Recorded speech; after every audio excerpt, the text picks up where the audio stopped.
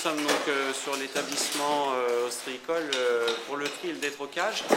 Les personnes qui travaillent ici travaillent principalement sur le détrocage de huîtres en paquet, des huîtres sauvages ou semi-sauvages on va dire, qui ont été récupérées sur des installations ostréicoles entre guillemets à l'abandon. Donc ces huîtres-là vont être, on va enlever toutes les coquilles, toutes les huîtres mortes, toutes ces parties-là, et chaque huître vont être décollées, mises une à une. Et donc dans les mains qui est ici, voilà, on se retrouve avec des huîtres une à une. Ça fait longtemps que vous travaillez là? Ça va faire 3 ans. 3 ans que je suis là, depuis le 6 octobre 2008. Donc ça va faire 3 ans. Ça se passe bien? Ça se passe super bien, on s'entend bien entre collègues, il y a une bonne ambiance. Voilà.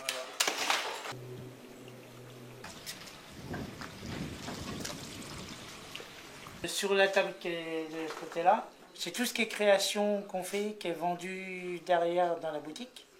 C'est-à-dire cabane tirelire, cabane dragée, ardoise numéro, comment je veux dire, ardoise décorative. Et les ardoises, c'est du recyclage de collecteurs d'huîtres. Et sur cette table-là, c'est de la sous-traitance. Donc on travaille pour une créatrice de bijoux et pour la Corderie Royale. Nous faisons du tooling. Voilà.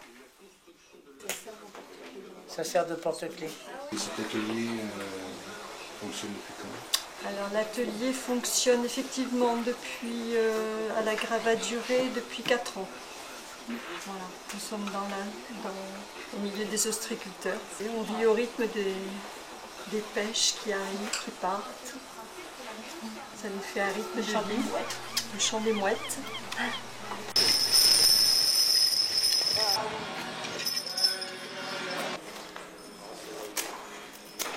Philippe et Samuel sont en train de confectionner ou réparer des chaluts.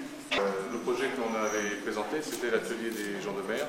C'est effectivement cette activité de fabrication et de réparation de chaluts et de filets.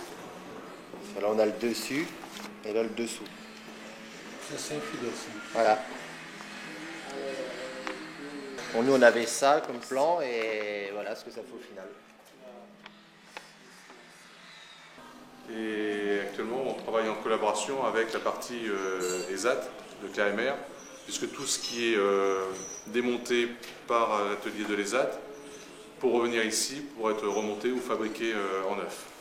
Ce qui permet d'une part de garder tout le savoir-faire technique et technologique ici, et en même temps de permettre de travailler au niveau de l'ESAT avec des personnes qui ont des qualifications importantes. Ça fait longtemps que vous êtes installé là? Ça fait 5 ans. Donc les bateaux nous amènent leurs filets qui sont usagés, et nous récupérons les 2 cordes, la corde de plomb et la corde de liège, que nous leur redonnons.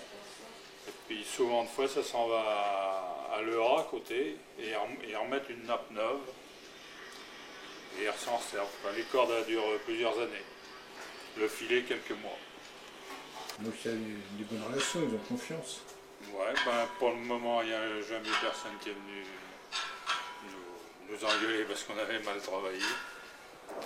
Ça se passe bien.